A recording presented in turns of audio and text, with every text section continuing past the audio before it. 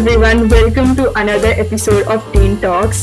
This is season 3 episode and I'm your host Samira Parveen, and today we have very special guests with us today, Address Teen Stress Initiative and their founders. Please give them a round of applause. So now moving on, could you all please go down and tell us a little about your story, your background, and how you started Address Teen Stress and what was your idea?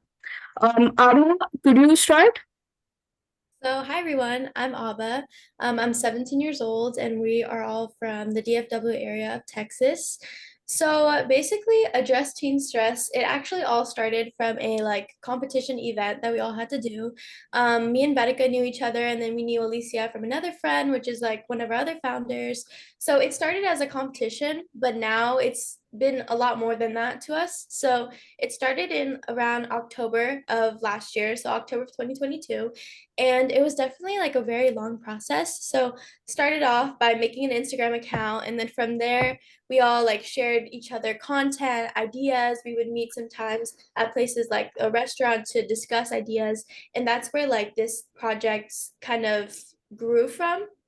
So initially it was towards like a competition and just for something like a club at school that we were just seeing like how far we can take this project. And now it's become really successful and we have like a bunch of plans for the future as far as like talking about this project. So through Address Teen Stress, we have basically like multiple different kinds of series. So first we have our Teen Stories Told series, which I would say is one of our main series, and it was our first series. So through Teen Stories Told, we share the stories of teens and their mental health stories, and we highlight their talents. So these are people that you wouldn't really think would have mental health issues, because all of us have, those people out there, maybe in our school or in our class, that we think, wow, they're perfect. They have it, everything. They have it all. They have the looks, they have the brain, they have everything. So we want to showcase that those people have their own separate struggles as well. For instance, one of our people that we interviewed, her name was Vivian Wynn. She was crazy. Everybody like was like kind of like a fan of her. She's going to Stanford University. She started her own clothing line at eighth grade. So she has this huge story. But under all that, she talks about her struggle as being an Asian American in the minority. So through that series, we've been able to share the stories of many individuals, and we've gotten a lot of feedback and a lot of thanks from many people saying that this is something that's helped them. We have other series as well, like Behind the Crown, where we share the stories of women in pageantry. So we got the opportunity to speak to Miss San Antonio 2023, Miss Park City South 2023, and furthermore, and we share their separate stories, and it's been very inspiring, and I think I can speak for all of us. It's been very it's opened all of our eyes about the importance of nurturing your mental health at a very young age. So once again, Adjusting Stress is about sharing stories. It's about making a difference among teenagers and addressing that you're not alone, and we give resources, and we're kind of like open arms to anybody and everybody that wants to or needs help. We're basically there for them. So that's kind of the story behind our Justine Stress project. I think you really did an amazing job by highlighting that mental health affects everybody, and how much ever it looks like the person is perfect, deep inside they are still struggling and fighting, and just sharing our stories would really help somebody who needs that. And that's really amazing. Alicia, would you like to add anything to that? Um, Overall, she's basically said that like everything that the story's about, that the project's about, we've just been able to reach out and connect with other people who want to share some stories that they've been going through, in case for people who aren't afraid to speak out, so that others who are afraid to speak out, they can kind of relate and see that other people are going through what they're going through too. Verika, I hope I'm pronouncing that right. Yeah, you're good. That's perfect. Thank you so much. Would you like to add anything to that? Yeah, no, so Abba and Alicia did an amazing job explaining everything. I just wanted to say that, yeah, the story kind of started like when I was younger too, like especially in like an Asian American household, moving from Asia to America. It really had an impact on my mental health, and I'm just glad to be able to share it and express it on a platform this well. Yeah, it's actually really cool that you guys met it with a school project and we did that too. Like Inertia Teams was basically a project for another organization and then we slowly took it from there and that's how we're here. It's so crazy like where we are right now. We should give a clap for ourselves, truly. Okay, so moving on to the next question. As you might have heard, there was a severe earthquake in Turkey that killed around 4,000 and more people, and there were numerous lives that were destructed. People lost their everything, and it was a very bad move. A very bad situation. And the people who were affected, a large population of those people were teens. And they had a really vast and very bad effect on their mental health that would take a long time to heal and still it's not sure that they might heal. So, what do you want to add on this? Like calamities like these, they affect teens a lot, and what kind of effect does it have on them? I would go in the same order. Well, when any like disaster like this happens, it's obviously really difficult, not for just adults, not for just teenagers, but for everyone. We've seen in like the history that whenever like something like this happens, we usually fall into like a Great Depression. And especially like us teenagers, it can be really hard to handle death, death of someone we love, death of someone we know, and let alone just death in general. So like it's a really like sad, very sad story. And I think a lot of teenagers had effects mentally through like it's basically trauma, PTSD. They can gain depression, anxiety. They can gain mental health disorders from events like this that had occurred. And I know also like they basically lost social support because many of those people that died could have been their best friend. It could have been somebody that they talked to, somebody that helped them. So it's kind of just the heartbreak of those kind of social support deteriorating. Also like it's like kind of a disruption of their routine because they have to go to school, they have relationships, they have their social life. But whenever something huge like this happens, it kind of ruins that. It makes them fall academically behind. It makes them kind of want to isolate themselves from everyone else because it's something that is either like new to them or something that is just very tragic and it could affect their mental health in that aspect as well. Yeah, that's really, really true. Alicia, what are your thoughts? I would basically say around like the same thing that Abba said. She explained it really well. Just basically like the anxiety of all the deaths and stuff, and those could have been people who they were been close with, or people have families in that area. So it just kind of the reality of death shakes up many teenagers now. And so that affecting their daily routine, it's going to make them start lacking, and it's just going to start mentally like disrupting their process. So stuff like big problems and calamities like this, it can mentally disrupt teenagers. Yeah, that's really true. Wendika, what about you? So yeah, about the same thing. Like I know a lot of teenagers are not like they're not like regularly have like they don't have to face death on a daily basis. And like they're not ready for that yet. And like I know when I was a teenager, like in middle school, when I like teenagers range from like 13 to like 18 or like 19, right? And so like as a 13-year-old, I don't think I would be able to face the reality of death. Like what if it was someone I sat next to every day in class? Like what if it was like one of my favorite vendors, like favorite people I see at the shop every day? I don't know, like that. And like I know there's like what if they have family living in like the United States? Like their family out there could be affected by their deaths too. And so yeah, I just think it would really be really hard, and the depression and the anxiety and like the need to isolate themselves would overpower their minds basically.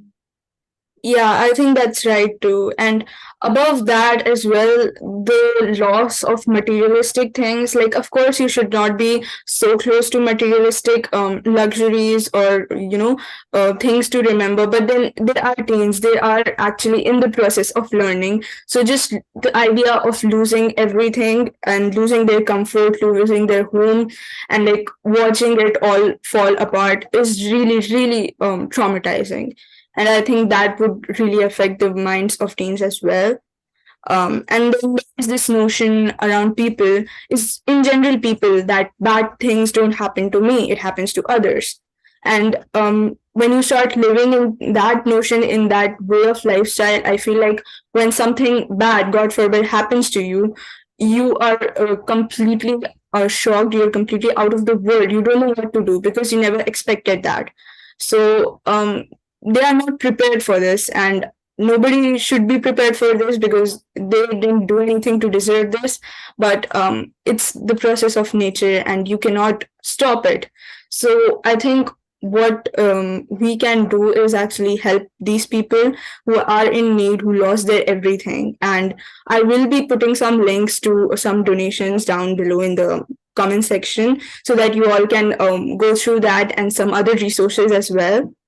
Okay, so moving on to the other question of this same topic, how do you think this calamity, trauma from this calamity would prevail in the minds of the teens even after the situation gets better? Like, even years after the situation is much more better, the trauma is still going to be there. And why do you think that will happen? And do you have any, I wouldn't say I would say tips so that these things can be subsided. Of course, it will be there because it was a great part of their life.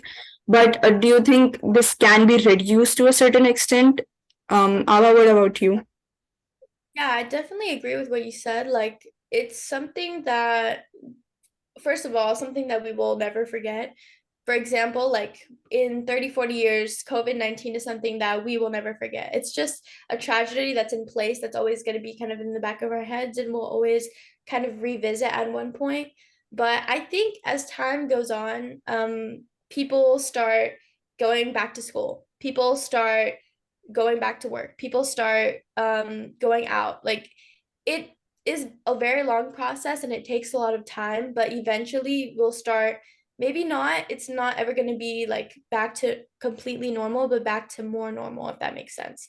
It's always going to be something that is going to be heartbreaking and stuff. Death is never a fun subject. It's very sensitive to everyone, and everyone has to face death in their lives, not just like ourselves, but the people around us, and it can be very difficult.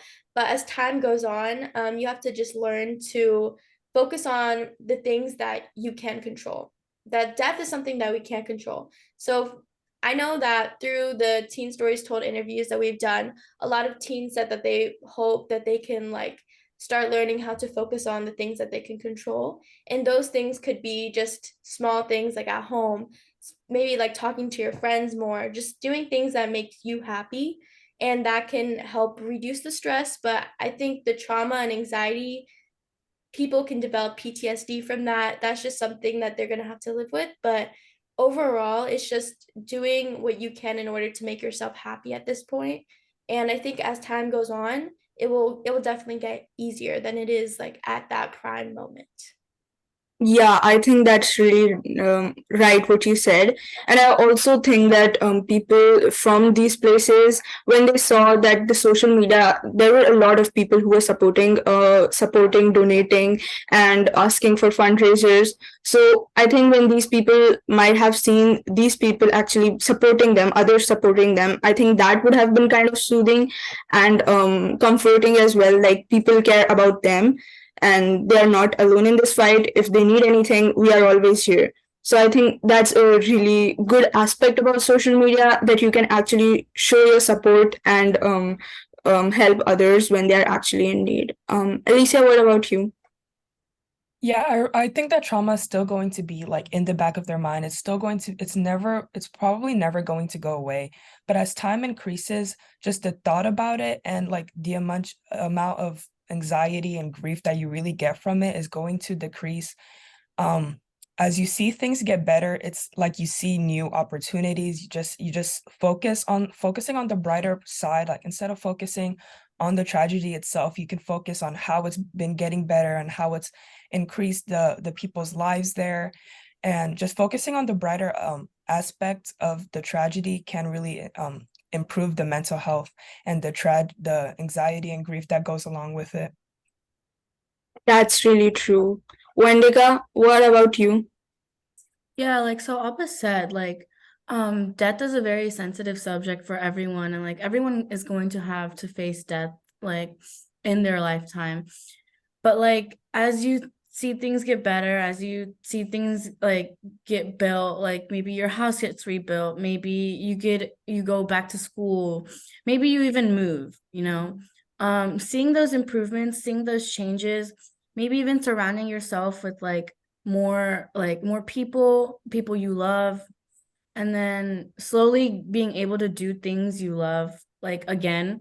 I think just like if you focus on the positive things, positive aspect of the whole thing, like the progress of it, it would be like it would help with your mental health. But again, it's always going to stay in the back of your mind. It's like losing a family member, like you're never going to forget it. And like you even though you lost a family member or someone really close to you, but you also saw a lot of other deaths, a lot of other people dying. And that image can be really traumatizing. Like you wouldn't expect that, oh, this would happen to me. But like when it does, it really hits hard. And so, yeah, it's not gonna be easy, but just the progress of it, just the progression and just like staying on the positive side of the progression. Yeah, I think that's really, really true. Like we can say all of these things, but like when actually somebody is struck by a calamity, it's very hard to cope up with it because of the loss, because of the death. Exactly, like death is a very sensitive topic, and it's something really serious. And even though how much ever you believe that this is not affecting me, it is slowly and slowly it's consuming you. And I think it's really important to actually raise that topic and talk about it. So moving on to next question. In today's world, people give more importance to materialistic possessions. People try to satisfy they try to get the validation they require by following brands and hiding their inner complexes. What do you think about the idea of materialistic possessions and trying to get validity from these items? Ava? I definitely think like we've all heard money can't buy happiness. I know that I've seen like in YouTube and on documentaries that even like rich people, like for instance, I know that Justin Bieber, he made a song that even though even though like he feels like he has the world, he has a lot of money and stuff, but inside he's very like lonely. So materialistic possessions, I think there's a limit to that because a lot of people, especially in our generation and the society today, they just want to be cool. They want to be trendy. A lot of people have materialistic possessions just to show off. Like, oh, you have that, I have this. It's kind of like, but what they should know is it's not a competition. It's just about you and your life and how you make of your possessions. You know what I mean? Materialistic possessions could also be like treasury items and such, but I think more than how people are giving importance to them, I think people should start giving more importance to things that actually make them happy. Having the latest iPhone, having the most like luxurious brands like Balenciaga or Gucci, those are things that are not going to make you happy permanently. They can make you happy temporarily, saying like, oh, I have this, like this fulfills me. But what, like, let's say you have like a really expensive Louis Vuitton purse. What is that? How is that going to make you happy? Just staring at it? Like, that's not, it just doesn't make sense to me. And I think a lot of other people. So I think being more of a person that spends time with your friends, maybe journals, does what actually makes you happy and put your time and put your efforts into those things more than the materialistic possessions will overall increase a sense of happiness and increase a sense of kind of exploring and learning more about yourself, because I think at the end of the day, that's all what it's about. Yeah, that's really true. Like, we should actually be spending more time in our relationships with our friends, with our family, and to make them stronger and to find those few friends and like socialize so that those things last longer than materialistic possessions, because fashion keeps changing, and like next month or next week there might be something else that's trendy, but our relationships are the one that will sustain for longer. Alicia, what about your thoughts? Yeah, so I think that people tend to buy materialistic possessions, so kind of they think it's going to fill up like some kind of emptiness inside of them, and they try to keep buying more to see, oh wait, this makes me happy at this point, but I have to keep buying more so I can keep being happy. But as they buy more and more, they realize that it's not filling them as if they had a really nice friend next to them, just supporting them and going through everything with them.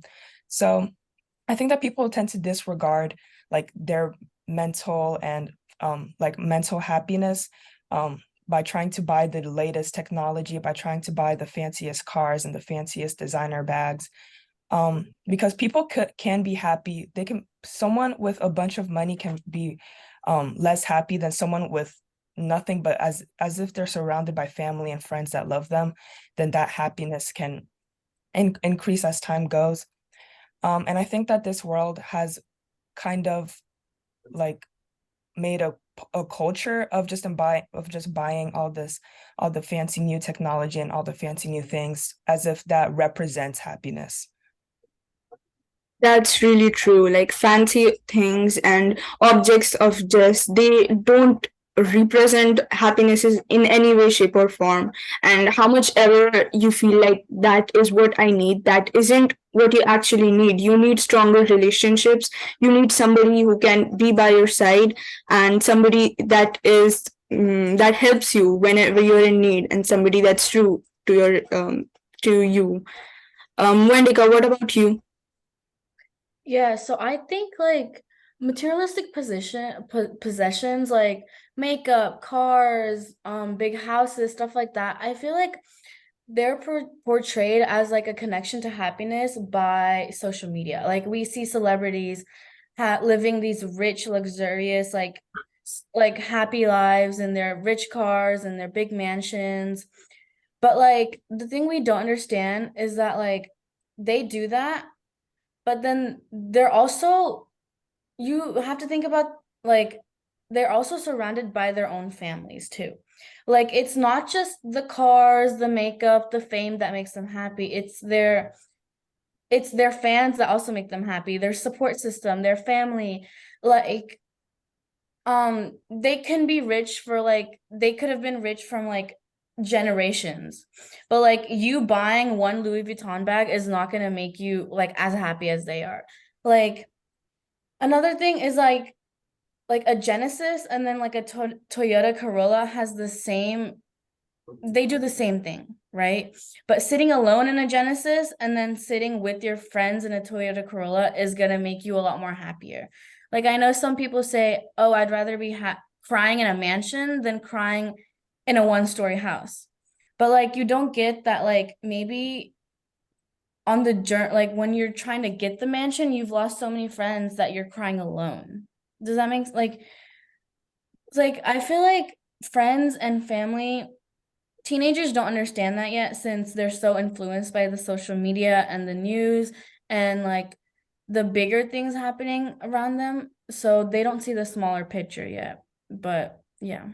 That's really true. Like the example you gave, social media influencers, they have big mansions, they have many cars, and people think that that's the reason why they are happy. But they aren't happy. Deep inside, they are struggling, and they are fighting with their mental health, and they aren't happy in a state of actually, being mindful. So they are struggling as well. And most of the teens these days don't understand them, and it's nothing to blame them for, because what you see in social media is like a very exclusive part of your life. That isn't what your entire day or entire month or like your life is about. You have so much more to it, the bads, the goods, and things that you don't want to share online. So I think that really affects teenagers and the way they think about it. There is a notion that you need to make friends, you need to have the perfect group of relationships with you.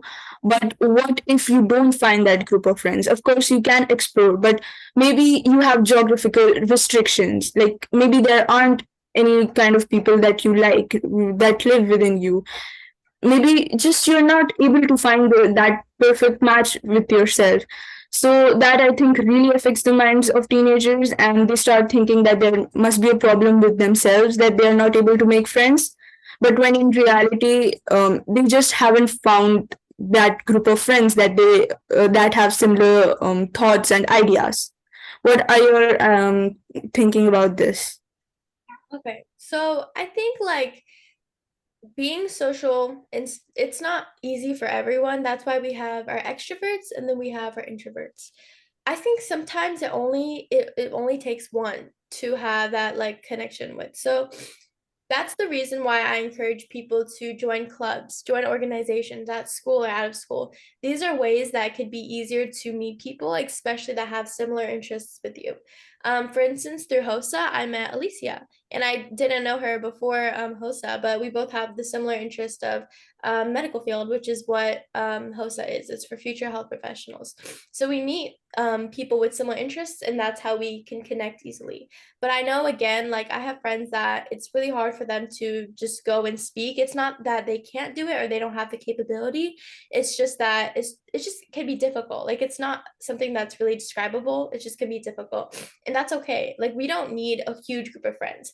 I honestly like Vedika is one of my best friends. I would rather like spend time with her and just talk about life than be in a group with a huge like 10 people group of popular people going out for dinner that I don't even know that well. It's just your close friends, your childhood friends, the people you can find a connection to. Even if that's just one or two people, that's better than just having a million people that you don't very know well. So I think it's for me personally, I'd prefer that um over the other. So yeah. That's a good answer. I really like that. Alicia, what about you?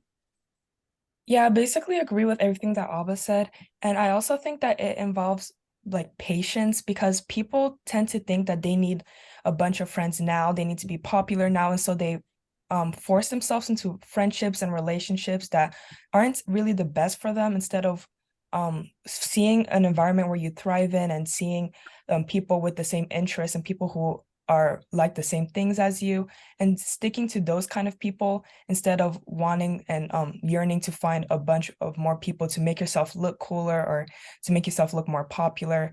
And I think that involves patience because you kind of have to wait on those people, like not necessarily going into relationships and friendships that are bad for you because you can have those friends now and because you could have that popularity now, but instead sticking around and waiting for you to find that person or that friendship that's going to really stick with you, someone who you could bond over the same interests with and stuff like that. I think that's a really nice topic that you brought up. Like, people make friends for validation so that they can tell themselves and they can show that they are popular or they are cared about. When in reality, they just put themselves out there to a bunch of people who might be stopping them from actually reaching their true potential. And I think that's really important to understand that those people aren't fit for you, and that just being in a toxic relationship with them might affect your growth and the way you are thinking. And so I think that's a really important topic that you brought up. Thank you so much for that. Wendika, what about you? Yeah, so like Alicia said, that really hit hard. Like patience. You have to be really patient with yourself and with the people around you. Like I was born in India and then I moved to South Carolina when I was 3 years old. And I lived there until like I was 10. And so making friends there wasn't that difficult since I was still younger. Everyone was everyone was friends. Like there was no that much discrimination, like that much like oh, we don't like her, oh, we don't like her, right? But like, and then we moved back to India for my for 3 years. And so that is when I had to be really patient with myself and other people because first of all, I didn't know how to speak their language. I didn't know how to read and write. I didn't know how to properly communicate. And that being said, that there was also a communication barrier, sorry. And I was known as the weird girl. Like, oh, why is she here? Why does she not know how to speak the same language as we do? Like, that's so weird. But like after about a year, they started opening up because since in like Asia, we stick with the same group of people all around, all your um all of your grades, right? And so they started opening up. I started learning the language. And so that got easier. But then as soon as I got comfortable with the people around me, the environment, my family, the area, everything, I was moved back to the United States. So I was moved back to Texas. And I feel like that was the most difficult time for me because I not completely, but my English had become really choppy and I was known as the weird Indian kid in 6th grade, like middle school, typical American middle school. I was known as the weird new Indian kid who can't speak proper English. And so I had to be, again, really patient with myself, really patient with everyone around me, because even I had to go through a character development to blend in with them, um to be their norm. And so just like the journey I've been through with friends and relationships, the breaking, the tying, the building new ones, I just had to be really patient with myself. And I never really settled for toxic friends. Like for in 6th grade and 7th grade, I made so many new friends, but none of them treated me right. They were all toxic, they were all not right for me. We had different interests, different goals in life. We had different views. And so I waited for 2 years. 6th grade, 7th grade was horrible. And then in 8th grade, I met Abba. And so that was my wait. And then I eventually met Abba, and me and her are really like really similar. We have the same interests, we have the same situations, we're in the same situation. And like through her and through other friends, I met a lot of other people who I share like common interests with. And so I think you just have to be really patient with yourself and don't settle for less. Like, don't think you have to change yourself to fit in with the group of people, or like you have to be in a perfect group, like friend group. Because I would see a lot of like big friend groups who were all happy, would hang out with each other every day, would go on like hikes, would go to arcades, would go to the movies together. And I would be really jealous, but I didn't want to change myself to fit in with a group of people like that who I didn't like and who we didn't share like common interests with, because there was no point in that. I would be sad, I would be lonely. And yeah, I think you just have to don't change yourself to fit in with friends. I think it's sad that you had to go through all of that, but I hope you're doing good and you deserve better and you are really doing great right now. And whatever you said, that was like a perfect example for what I was talking about, that you don't need others to fit in. And yeah, don't settle for less because you are perfect the way you are. And that just the people who make you feel less about yourselves or make you feel that you aren't doing good in life, those people are really toxic and you need to step back from them. There was a quote that maybe even in a room full of people you might still be lonely, or in a room full of friends you might still be lonely because those people are actually toxic for you and they are making you feel inferior, or they are making you feel bad about your own self. So it's like you start hating your own self for being the person you are. So I think what teens can do at this stage is just retreating from these group of friends and taking some time alone and trying to not fix themselves, because of course you can't do that, but trying to becoming a better version of themselves. There is still a lot of improvement for us, and like for teens, like you can just indulge in clubs and hobbies and just keep trying, and you just need to be patient. That's really the key to this. And moving on to the next question, I have seen a lot of influencers and people who are on social media who find the media and the news and just in general the entire aspect of social media obnoxious and affecting their mental health. They have gone on a digital detox in which they just shut down all sources of social media for how much ever time they want to, and kind of work on themselves and try to do something things that they like and just become a better version of themselves. So what are your thoughts on this? I definitely think that, especially among like teenagers, social media can be used. It's just how you really utilize it. There are obviously very good aspects of social media. For instance, like this partnership, this interview would have never happened without social media. If Inertia Teens, Address Teen Stress, our platforms, we have big platforms on social media. So social media, as it has this really big negative connotation to it, it does have positive benefits in that case.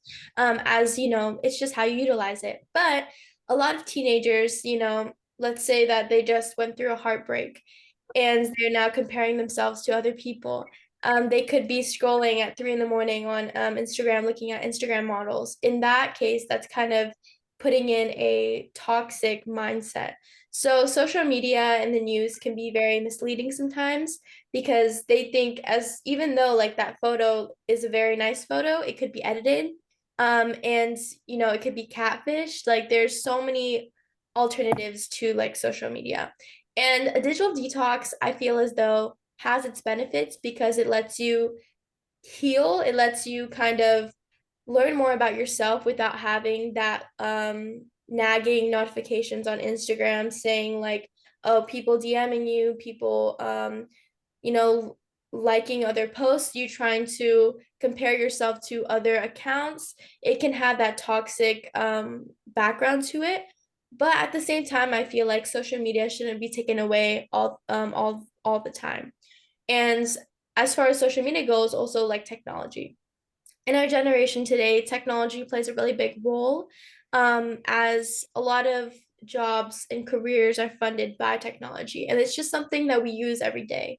But I definitely think that we should be more careful when using technology and using social media, because as we've seen in the past, and unfortunately currently, a lot of suicides happen because of social media and the negative use of it. So I definitely think that a digital detox should be used sometimes, to put your phone away and enjoy nature. Put your phone away and enjoy the moment. But I definitely think that it's something that you should be utilized in a positive aspect in order to make a difference, in order to connect with others. It's just how you use it. That's very nice. Like the way you use social media, it could be a tool to help yourself get better, or it can be something that brings you down. So it depends on yourself. Wendika, what about you? Yeah, so sorry. So a digital detox is basically like just cutting off social media or any type of technology. And I know social media has like it's a big part of society today, especially among teens. Like it's a big part of my life too.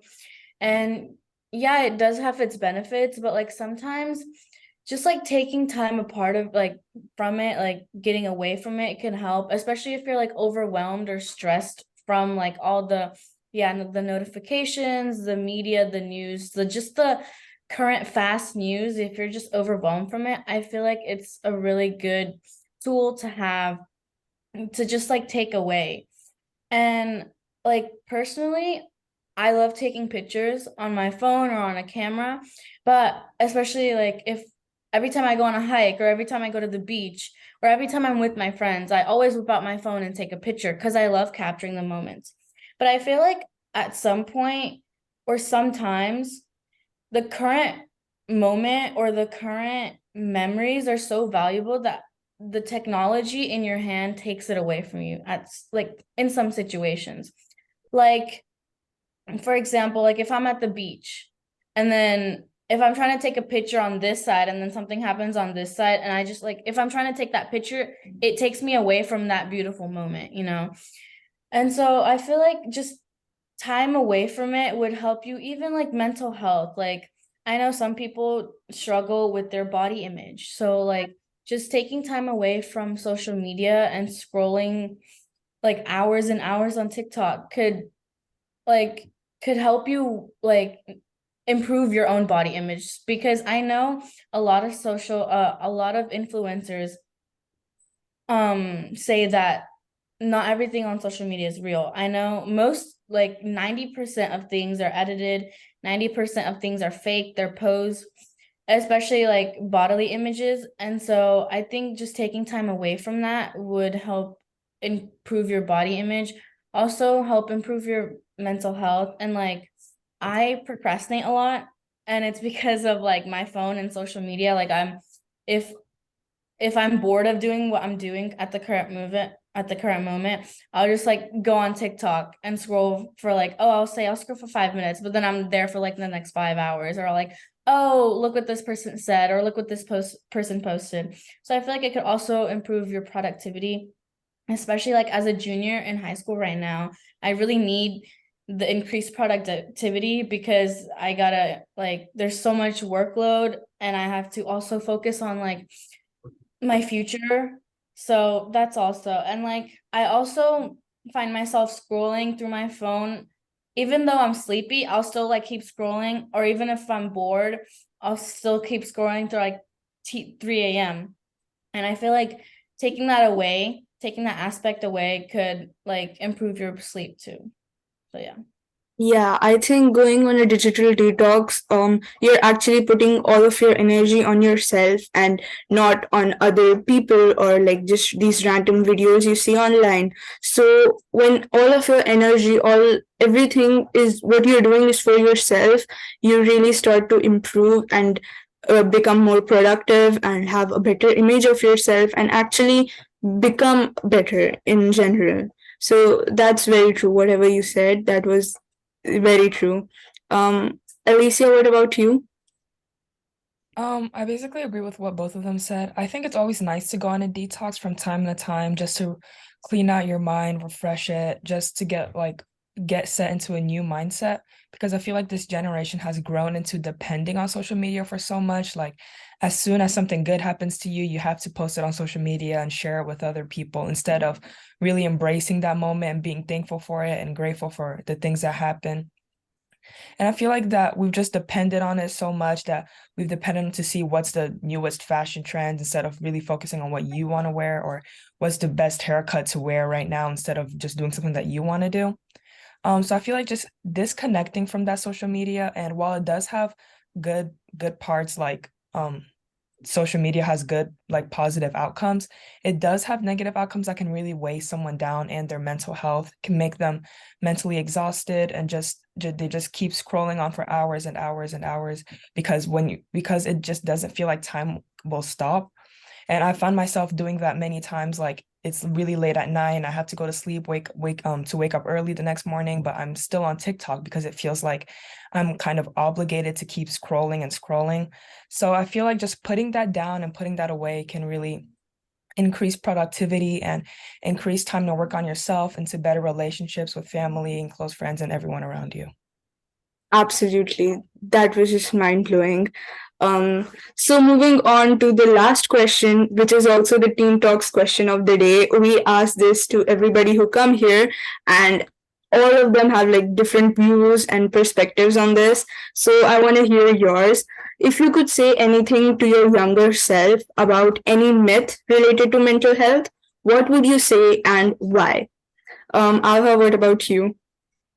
That's a really good question, actually. I'd say that when people say mental health, they kind of just think negatively because there's such a negative connotation to it. So I would say to my younger self that mental health can be positive as well, and it does get better.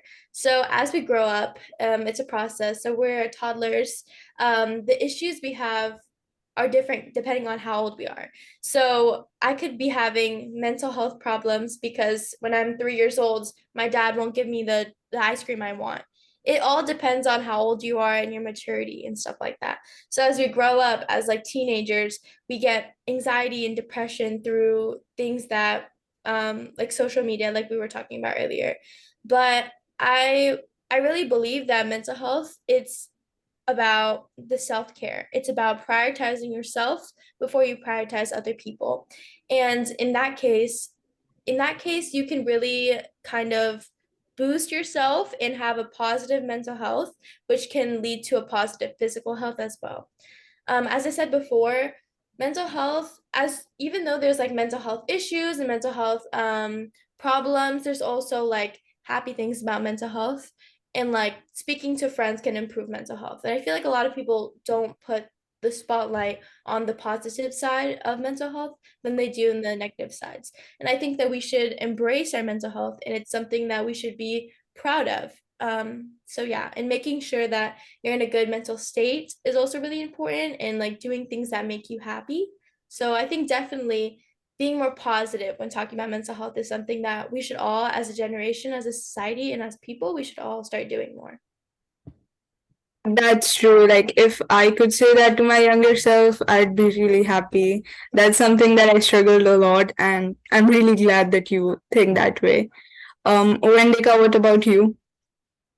Yeah, so all my life, I've been faced with the proposition that mental health is not really health.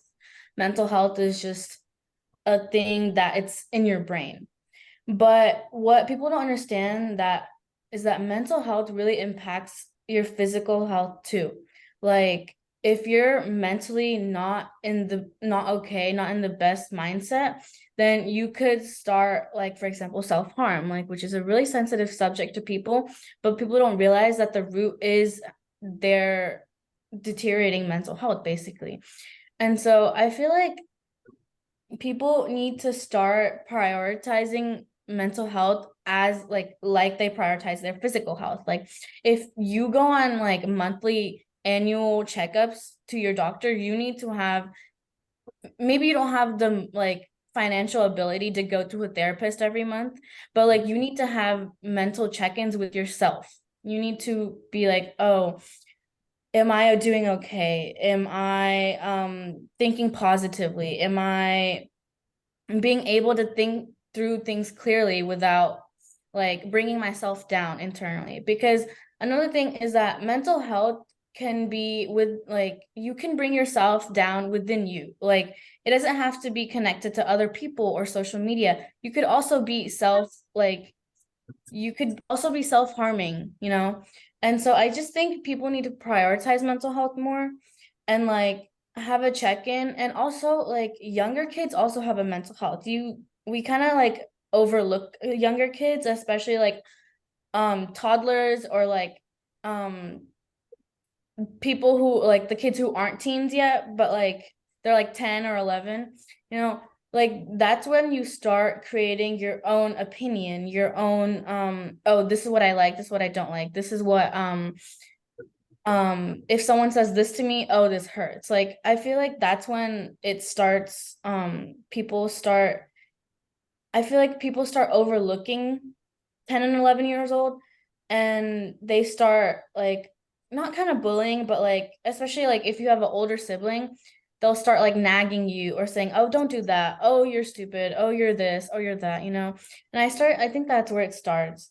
And I think and you just have to like not bring yourself down first of all, and also just like have monthly check-ins, have talk to a friend if you're feeling down. Don't keep it to yourself, and just like prioritize mental health like you prioritize your physical health because it really impacts it.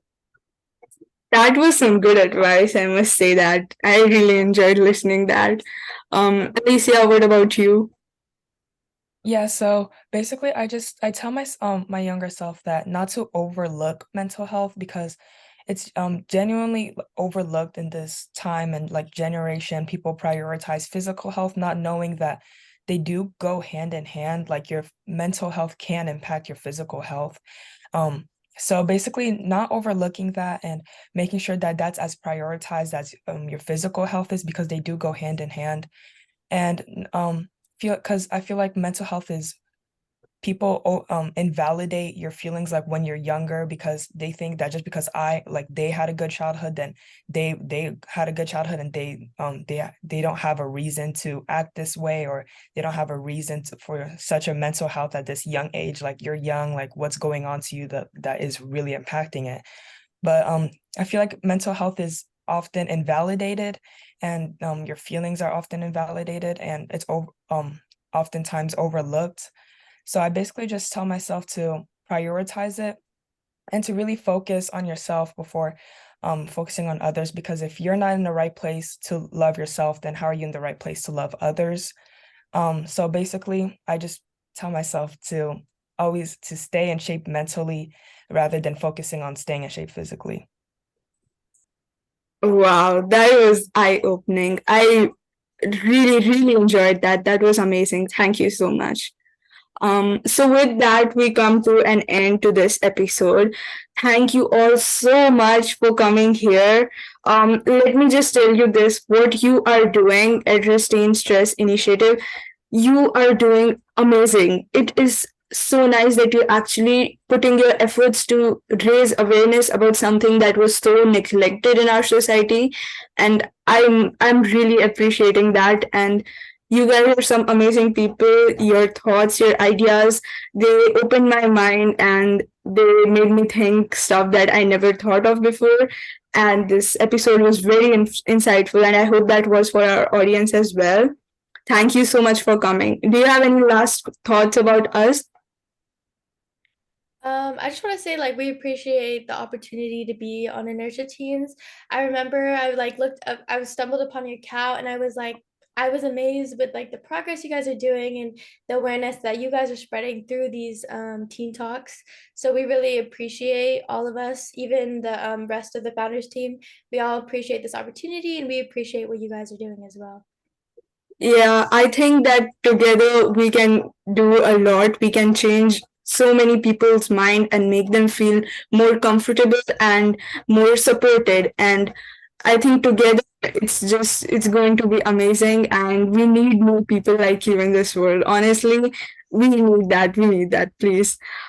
Yeah. Anything else you want to add? Anybody else? Yeah, no, I just want to say we really appreciated it. And like when we first started this competition, I didn't like think I would get the opportunity to like talk to other organizations or be on the platforms of other organizations. And I didn't think I would be able to talk about my own mental health to other people. And I just really appreciate this opportunity for me to per, show my thoughts and like express myself. So thank you. I think that's really nice that you're comfortable with sharing your story and your mental health journey with us now. And I really appreciate that. And I'm very thankful for that as well. Alicia? Oh, I just want to say that I think we're all really grateful for this opportunity to be able to share out and to kind of bond over our thoughts about mental health and really to impact other people with our thoughts and advice and tips on really how to improve your mental health, because that is really overlooked to some people. So I'm really grateful for this opportunity to share stories and to share tips and advice to other people and to the audience. That's true. So, with that, there comes an end to this episode. Thank you so much for everybody who's still watching us. If you want to follow Address Teen Stress Initiative, we have all the links down below in the description. If you want to follow us, please do that as well, and all the links are in the description. Thank you so much for watching, and I hope you have a good day.